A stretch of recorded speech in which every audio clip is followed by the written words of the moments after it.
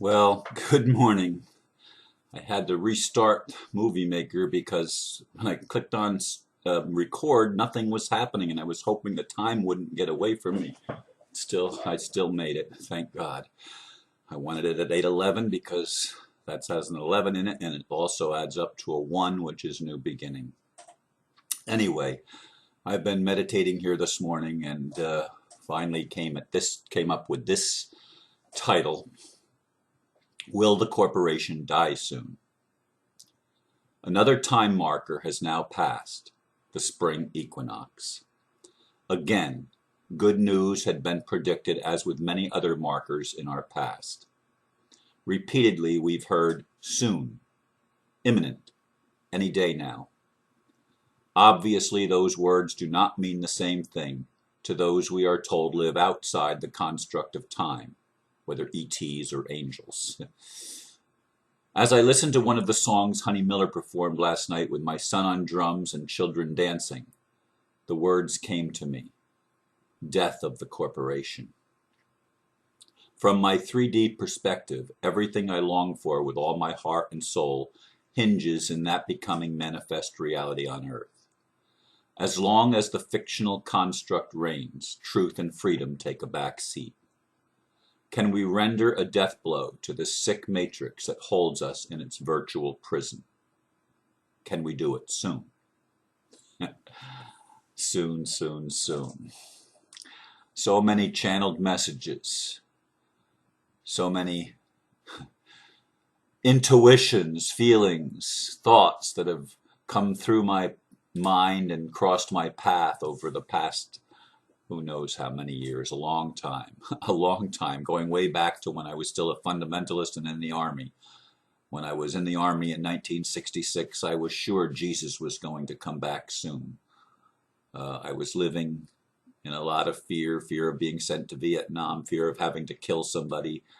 Not so much fear of being killed. I don't know that I've really, being killed, it has not been an issue for me. Suffering has been an issue, but if I could be killed without a lot of suffering, it wouldn't be a big deal because I don't believe death is real. And I haven't believed death was real even when I was a fundamentalist Christian. I believed it was just passing into a better realm. Whether that's true or not, that's been my belief throughout my life, throughout virtually all of my life, as much as I can remember. Death has not been an issue for me. Living in a world that is sick has become more and more an issue, especially since 9/11, when I began to wake up and realize that the matrix was our government, the matrix was our corporations, the matrix was everything that I've come to learn is fictional reality. It is the real illusion, and not only the illusion, it is the delusion. Physical reality is not an illusion, it's an experience. Everything that we're experiencing is real as an experience. There's nothing illusionary about it or illusory about it. It's all human experience, and it's all valid, it's all meaningful. I believe that. I believe that with all of my being. That we did not design this. This has not been designed as some kind of an accident. But there's something here that we're supposed to learn. And yet, in the human experience, there is great impatience. I listen to certain people that I interact with talk about things that are going on in their lives and how frustrated many are and how they'd like to stop being a slave and stop chasing money and stop having to do their normal daily routines because they're becoming more and more difficult to just hang in there and to just keep hope alive when hope seems to be dashed again and again. March 11th came and went. The Super Semar that Aristo took off on his own yesterday in the conversation.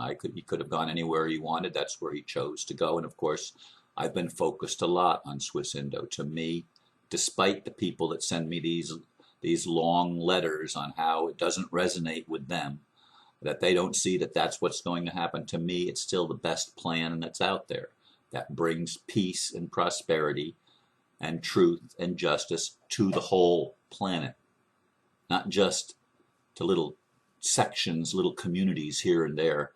God bless the little communities. I mean, I'm grateful for that community that I saw by this reincarnation of Jesus in Siberia. I mean, beautiful, beautiful people that I saw in that video that I watched a few days ago.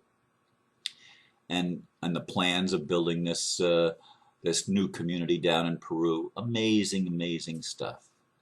And of course, what's going on in Morocco with Heather and her tribe. I don't know how many people are there, but they're trying to get other people to come there and join them. And all of these communes are wonderful. I don't, for me, if it doesn't bless the whole world and have an impact on the whole world, it's maybe a step in the right direction, but it's not the remedy.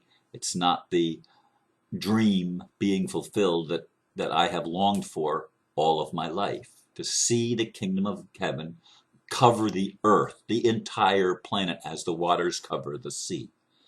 As one of the scriptures that I remember says, the glory of the Lord shall cover the earth as the waters cover the sea. Well, let's let that glory of the Lord cover the earth then. Let's let it happen. Let's not just keep saying soon, soon, soon. Look, Jesus is coming soon. Or these promises are going to be fulfilled soon. We need to do it. And folks, in the 3D reality, what stops that from happening? What stops the kingdom of heaven from being manifest on earth? What stops humanity from recognizing once and for all that the soul is real and that the divine lives within us and the tabernacle of God is literally in men, in mankind, men and women? Literally. I watched the little children last night dancing. I mean, I never saw so many kids at a concert with one of my son's bands in my entire life. I mean, there were kids everywhere. And right adjacent to me, toward the end of the evening, they played from 6 till 9 p.m. in a park. Basically, it was a courtyard in a mall, shopping plaza. Not a mall, but a plaza, more or less. And this little girl that's between 2 and 3 years old was next to me, and what a delight. She was there with her grandparents, her poppy, and I forget the word, not nanny, but I forget the word they chose for grandma. And she was just, I mean, she was just one of the many delights of the little children playing and dancing, carefree. Man, I wish I could do that again, dance and be carefree. But I'm not. I'm not. I want the whole world to change. I want the corporation to die. And one of the songs that they were singing, I don't know the name of it, and I don't remember the exact words, but it did have corporation in it. And the words came to me, death of the corporation. Folks, if there's anything that we've got to do on earth, anything that we have to accomplish, we have to accomplish killing the legal fictions called corporations. And I don't mean our all-cap name now. I'm not talking about the individuals that have been fictionalized by putting their name all in caps and making it a corporation. That's not what I'm talking about. I'm talking about the governments, the United States of America corporation, the Commonwealth of Canada corporation, the Commonwealth of Australia corporation. All of these and all of the other nations that are corporations, the Federation of the Russian Federation corporation, the Islamic Corporation of Iran, all of them corporations, and then the multinational corporations, the Standard Oil Company corporation, Microsoft corporation. Name all of these huge multinational corporations that have taken control of our world. And it's psychopathic control. It's horrific control.